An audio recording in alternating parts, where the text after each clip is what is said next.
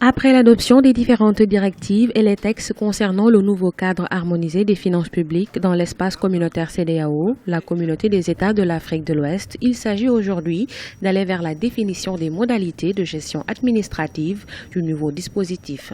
À l'instar des pays membres de la zone CEDEAO, le Sénégal sera doté d'un nouveau mécanisme qui va régir la gestion de ses finances publiques.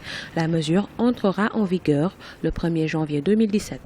Nous allons, à l'issue de ces rencontres, dégager des recommandations qui vont permettre à certains pays qui sont en retard de s'arrimer au groupe qui est déjà qui applique parfaitement ce tarif extérieur et peut-être d'aller vers la signature de l'accord commercial, l'accord de coopération avec la Mauritanie pour faire de la zone ouest une véritable communauté de destin économique.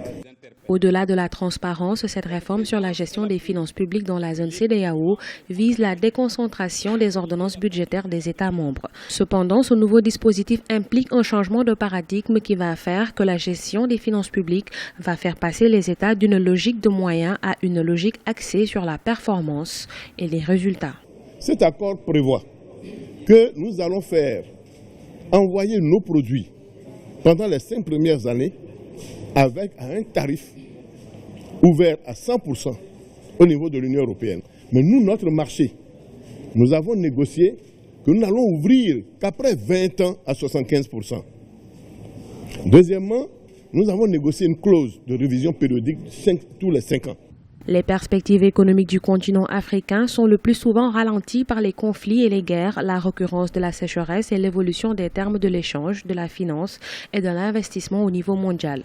Avec un taux de croissance régional de 7%, la zone CEDEAO présente beaucoup de richesses et de potentialités économiques. Selon de nombreux experts, avec le nouveau cadre harmonisé des finances publiques, le taux de croissance régional atteindra 8 voire 9% d'ici 2020.